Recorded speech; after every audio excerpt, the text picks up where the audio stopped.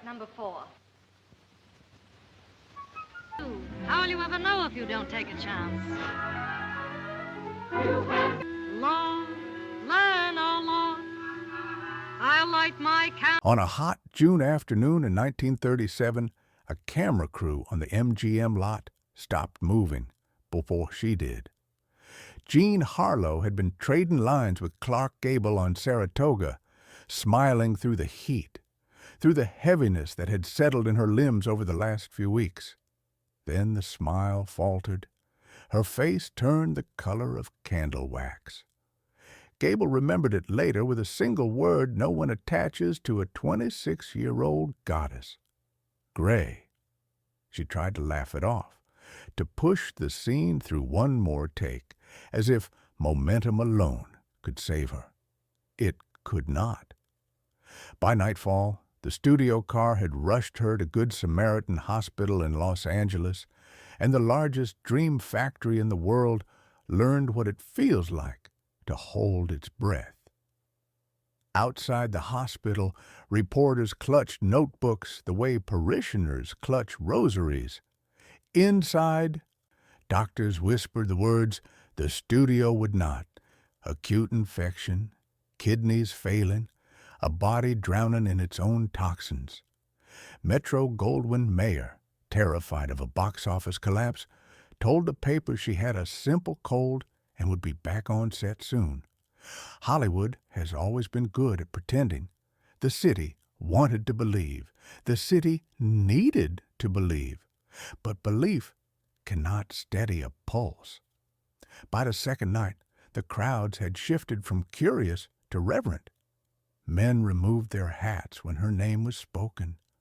Women stared at the photographs in the afternoon editions and wondered how a creature that bright could dim so fast. She was the platinum blonde, the laughing dare of the early 30s, the woman who turned a peroxide halo into a national obsession. She was also a daughter with a mother who insisted on being called Mother Jean, a studio's most bankable comet, a 20-something whose private life had already survived enough scandal for a lifetime. 5 years earlier, her husband Paul Byrne had been found dead at their home, a gun on the floor and a note that read like a riddle. Suicide, the police said. Accident, the studio hinted. The truth slipped into the vault with the other inconvenient truths. John kept working. She always kept working.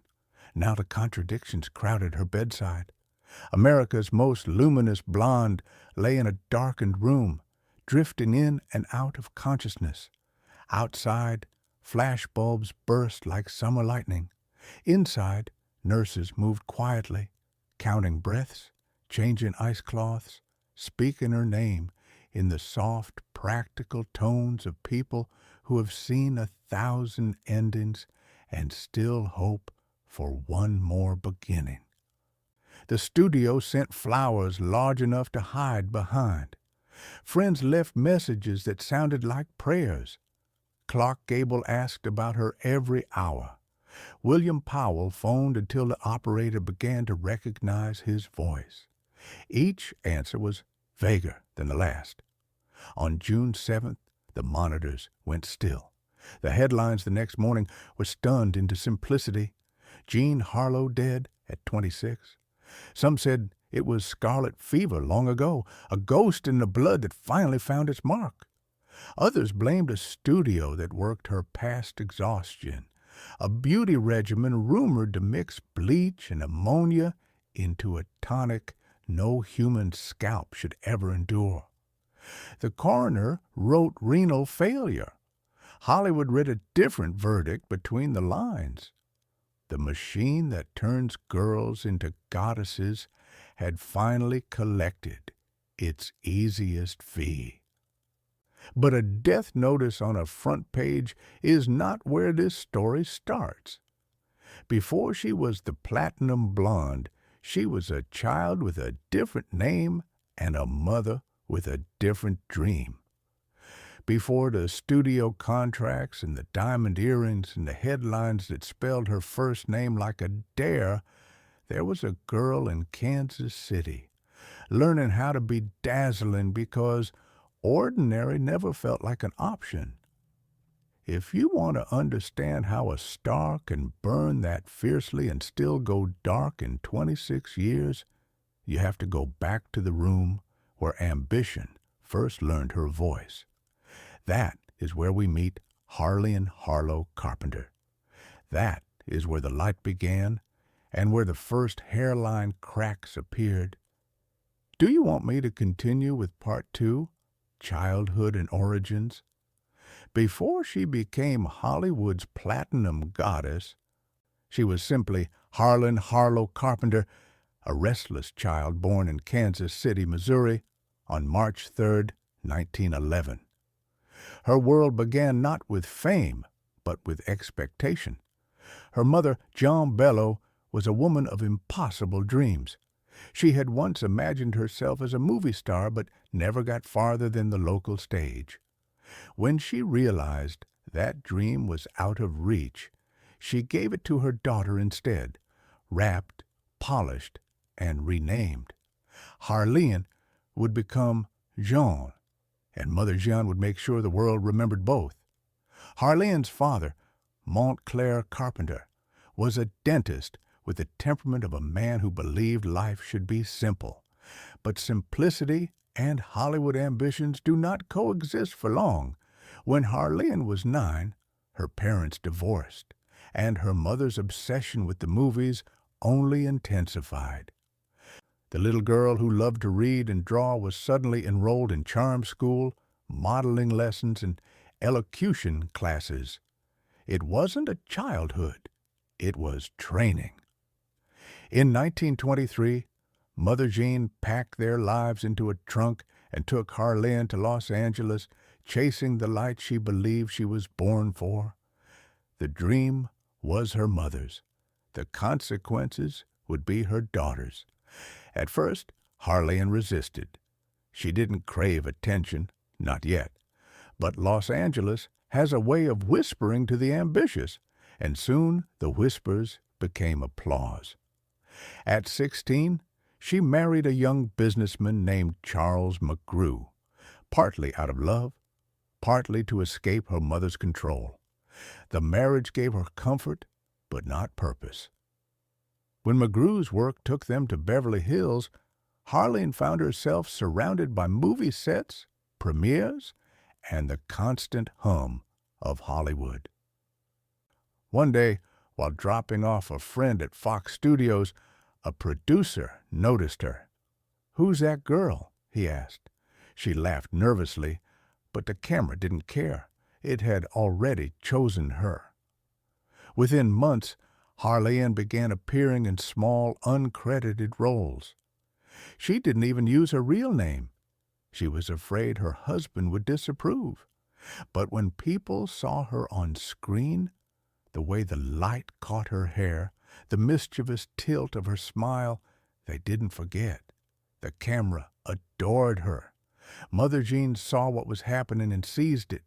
She took control of her daughter's budding career, guiding every appearance, every audition, every move. By 1929, Harleen's marriage was over. Charles McGrew wanted a wife, not a phenomenon. Jean Harlow wanted to be both. Her big break came not through planning, but through timing. Director Howard Hughes, known for his obsession with perfection and women, was reshooting his expensive aviation epic Hell's Angels, 1930. He needed a new leading lady, someone young, striking, and bold. When he saw Jean's test footage, he knew instantly. "She's it," he said. From that moment, Harlow Carpenter ceased to exist. Jean Harlow was born. Hollywood would never be the same, and neither would she. When Hell's Angels premiered in 1930, the audience barely noticed the airplanes. They noticed her. The film was marketed as a technical marvel. Howard Hughes' grand obsession with flight. But it was Jean Harlow's few minutes of screen time that burned themselves into the celluloid. Her breathless line, "Would you be shocked if I put on something more comfortable?" made censors squirm and audiences lean forward. A new kind of woman had arrived, unapologetic, magnetic, untouchable. Howard Hughes knew exactly what he had.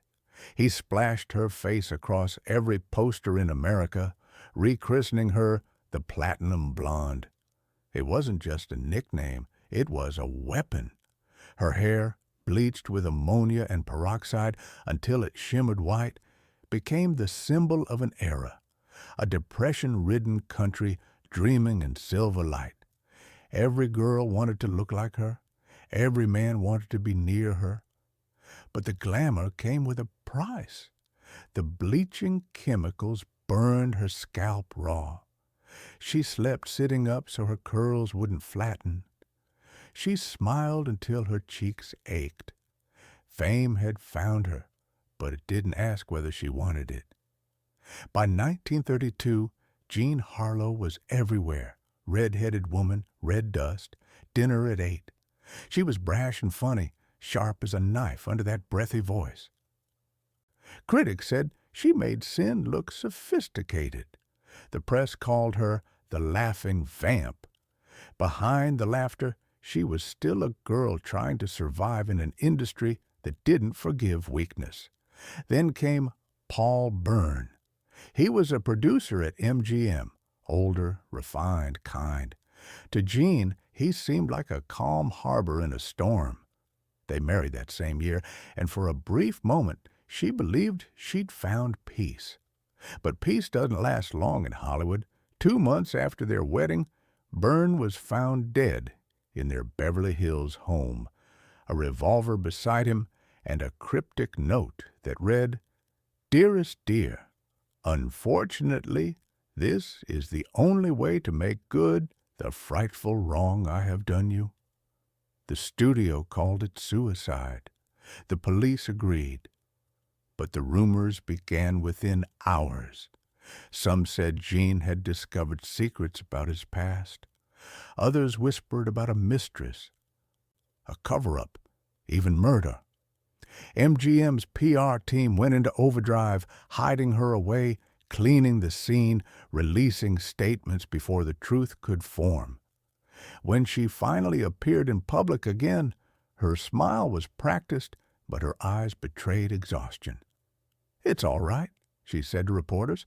"I'll be fine." And somehow she was. The scandal that could have ended anyone else's career made her an even bigger star. Audiences adored her more, not less. Her next film, Red Dust, opposite Clark Gable, was a hit, and her laughter on screen sounded almost defiant, as if she was laughing at fate itself. Yet fame had begun to blur the edges of her reality. Studio executives controlled her every move. Mother Jean hovered like a shadow, guarding access to her daughter like a dragon with treasure. Jean smiled through exhaustion, illness, loneliness. The image of the perfect blonde bombshell had swallowed the woman who played her. Still, she kept going, because in Hollywood, stopping meant disappearing, and Jean Harlow was not ready to disappear, at least not yet. By 1934, Jean Harlow had become the very image of Hollywood itself, glittering, untouchable, and a little dangerous. Her name alone could fill theaters. Her laugh, breathy and bright, was the sound of escape for Depression-era audiences who wanted to forget the world outside. MGM, sensing the power in her magnetism, worked her relentlessly. Film after film, premiere after premiere. To the public, she was flawless. To those closest to her, she was fading. The studio demanded perfection. Her platinum hair, her porcelain skin, her easy confidence, none of it came naturally anymore. The harsh chemicals that kept her hair that otherworldly white left burns on her scalp and headaches that lasted for days. On set, she often joked about it, saying, "Beauty can be painful, darling. Just don't look too close." But beneath the laughter, she was exhausted. Her mother, Mama Jean, managed nearly every detail of her life, her finances, her contracts, even her friendships. The two were inseparable, but not in a way that made Jean feel free. She was the family's provider, the meal ticket, the dream realized. And when she tried to rebel, to live her own life, Mama Jean reminded her gently but firmly, "You owe it all to me." Her health began to falter. On a set of Reckless, 1935, she fainted during a dance sequence and brushed it off as the flu. On Riff Raff, 1936, she complained of fatigue and swelling in her legs. The studio doctors told her to rest. MGM executives told her to work. Yet, professionally, she was untouchable. Her films with Clark Gable, especially China Seas and Wife vs. Secretary, made them Hollywood's golden duo. Together, they sparkled. He, rugged and masculine. She, witty and radiant. But off-camera, Harlow was painfully lonely. Her friends described her as warm, funny, surprisingly shy, a woman desperate to be loved for something more than her beauty. She found comfort in actor William Powell, elegant, older, and grounded. He adored her, but their relationship was complicated by his divorce, his career, and her growing fragility. Powell became her quiet anchor, the one person who could make her laugh when the cameras stopped. He saw the girl beneath the platinum hair, the one who never quite escaped her mother's grip or the studio's control. By 1936, the cracks were beginning to show. Her once glowing complexion turned pale, the spark in her eyes dimmed, but MGM didn't slow down. Their brightest star couldn't rest. She had to shine. She signed on for Saratoga, 1937, her next film with Clark Gable. It was meant to be a return to her playful, seductive charm. Yet, from the first day on set, Gable noticed something was wrong. Her skin looked gray. Her movements were sluggish. Between takes, she'd press a hand to her side and whisper, "I'm just tired, that's all." The studio gave her tonics and painkillers and told her to keep smiling. Jean Harlow always smiled. That was her job. But this time, the illusion wouldn't hold. June 1937. The MGM backlot shimmered with summer heat, the kind that stuck to skin and made every breath heavy. Jean Harlow was on set, shooting Saratoga with Clark Gable. Between takes, she laughed softly, the same musical sound that had made her famous. But her co-star noticed something off. Her complexion had lost its glow. It wasn't pale, it was gray. At first, everyone thought it was exhaustion. The schedule had been brutal, and Jean had worked through fatigue before. She joked about it, brushing off Gable's concern. "It's just the heat, darling. Hollywood never lets a lady cool off." But within days, the jokes faded. Her body began to betray her. She had constant pain, swelling in her legs, nausea that wouldn't pass. She moved slower, her once effortless charm replaced by a quiet determination to keep up appearances. MGM executives urged her to rest for a day, but the cameras kept rolling. The studio couldn't afford delays, not when their brightest star was in every scene. Then came the collapse. During a shoot, she stumbled mid-line and nearly fainted. Gable rushed to her side, catching her before she hit the ground. "You look sick, baby," he told her. She smiled faintly and whispered, "I feel terrible." It was the last time she would ever step in front of a camera. Doctors arrived on set and ordered her to the hospital immediately. MGM tried to downplay it, telling the press she had the flu. But inside Good Samaritan Hospital, the truth was grim. Jean was suffering from acute kidney failure, likely stemming from untreated scarlet fever she'd had as a teenager. Her body was shutting down. Over the next week, Hollywood held its breath. Newspapers printed vague updates.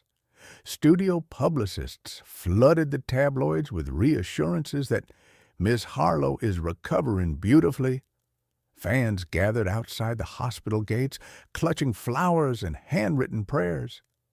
Inside, Jean drifted in and out of consciousness. Clark Gable visited when he could. William Powell called constantly, desperate for news, but her mother, Mama Jean, controlled the room, forbidding visitors, managing what little information leaked to the public. Some said she refused to let doctors perform certain treatments, insisting her daughter's health was fine. Others claimed MGM itself intervened, fearing bad publicity. By June 7th, Joan was fading. Her mother sat by her bed, holding her hand, whispering old promises about how proud she was. Joan, half conscious, murmured one last thing before she slipped away. "I feel sleepy, Mama, but I still love you." At 11:37 a.m., the first blonde bombshell of Hollywood was gone. She was 26. The studio machine spun into action. Within hours, MGM released a statement calling her death sudden but peaceful. Production on Saratoga halted only briefly. They used a stand-in to finish her scenes. The final film was released just weeks later, her smile flickering across the screen one last time, already belonging to history. Her funeral drew thousands. Stars, producers, ordinary fans, all stood in silence as her silver casket was carried into the marble crypt. William Powell, devastated, stayed away, saying quietly to friends, "I can't watch them bury her." The headlines called her Hollywood's fallen angel. The truth was crueler. She was a woman who had given everything to the dream factory, her youth, her beauty, her health, until there was nothing left to give. In the days following Jean Harlow's death, Los Angeles seemed to lose its color. The neon signs on Hollywood Boulevard still flickered, the studio lots still hummed with machinery, but something essential had dimmed. For the first time, the illusion faltered. The death of Jean Harlow, the most luminous, invincible face of the silver screen, made people realize that even gods of glamour could die like mortals. MGM's executives, ever the illusionists, went to work controlling the narrative. Newspapers printed stories of Hollywood's beloved angel, careful not to mention the exhaustion, the pain, or the studio's refusal to let her rest. The official story was one of grace and tragedy, not negligence. They called her passing peaceful, though those who had seen her in her final days knew there was nothing peaceful about the way her body had failed. The press mourned her as the girl who burned too bright. Fans lined the streets outside Forest Lawn Cemetery, clutching lilies and newspaper clippings. A funeral that could have been private turned into a national spectacle. The crowd swelled into the thousands, spilling onto the sidewalks, their grief as theatrical as the world that had created her. Inside the church, Clark Gable sat silently, his hands trembling. William Powell, the man who had loved her most deeply, couldn't bring himself to attend. He sent a single white rose with a note that read, "Good night, my dearest." The following week, Saratoga resumed production. MGM hired a stand-in to complete her remaining scenes, shooting her from behind, her face replaced with clever camera tricks. The movie premiered only weeks later, and audiences filled theaters to see her one last time. The applause at the end was long, heavy, and full of heartbreak. But her death did more than shatter hearts. It cracked Hollywood's perfect mask. For the first time, the public began to question the system that demanded beauty at any cost. Journalists whispered about the toxic hair bleach that had damaged her health, about overwork, about how studios treated their stars like property. The words studio exploitation began to appear in editorials. Behind the cameras, something quietly changed. MGM doctors were instructed to take medical complaints more seriously. Union advocates began to push for stricter health protections on set. It was small progress, but it was something, a faint echo of justice for the woman who'd given her life to keep Hollywood's dream alive. And yet, as the years went by, John's legend grew larger than the truth. She became myth, the eternal blonde, forever young, forever laughing on screen. Her mother, Mama Jean, turned her memory into religion. She forbade the studio from releasing certain photos, controlled interviews, and even insisted her daughter had died with a smile on her face. But those who knew her, Gable, Powell, the crew who watched her fade on Saratoga, remembered something deeper. They remembered her humor, her intelligence, the way she could turn a line of dialogue into poetry. They remembered how she lit up every room, not because she was famous, but because she made people feel like they belonged in her world. And in a way she still does.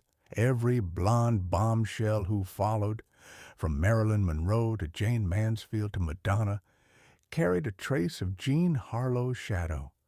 She was the blueprint, the spark that ignited an archetype. But unlike those who imitated her, Jean had never meant to be an icon. She just wanted to act, to be seen, to be loved. She got all three and paid the highest price for them. Jean Harlow's story did not end in 1937. It lingered like the shimmer of light after the film reel has stopped spinning. In the decades that followed, her name became something larger than the woman herself, a symbol, a myth, a mirror reflecting Hollywood's brightest glow and its darkest cost. She was called the Platinum Blonde, the Laughing Vamp, the Baby with the bee-stung lips. But behind every nickname was the same truth. Jean Harlow had been the first to make America fall in love with the idea of the blonde bombshell. Before Marilyn Monroe, before Jane Mansfield, before anyone else, she created the mold, and then she broke it. Her image never faded. Film critics rediscovered her in the 1950s, calling her performances years ahead of their time. Unlike many of her peers, her comedy felt natural, her sexuality unforced. She had wit. She had presence. She had the rare ability to look at the camera and make the audience feel she was letting them in on a secret. Yet her death gave that secret a tragic edge. The very things that made her a star, the perfection, the light, the laughter, were the things that consumed her. She became the cautionary tale Hollywood never wanted to tell, that beauty could be deadly, that fame could hollow you out, and that the industry that worshipped you could also bury you. For her fans, she never truly died. They kept her alive in midnight screenings, in black and white photographs, in whispered nostalgia. Every generation found her again. The girl who smiled like she knew something the rest of us didn't. Clark Gable once said, "She didn't just light up a room, she lit up the world." And maybe that's why she burned out so fast. Some lights aren't meant to last forever. They're meant to remind us what brilliance looks like before it disappears. Today, Jean Harlow remains a haunting presence in the story of Hollywood. The first golden flame in a town built on borrowed light. She was the dream before the machine learned how to mass produce it. And though the world called her the blonde bombshell, she was something more fragile, more human. A young woman who wanted to be loved and remembered and got both, just not in the way she imagined. Her life asks a question that still echoes through the corridors of fame. How much of yourself would you give to be adored by the world? Jean Harlow gave everything, and in return, she became eternal.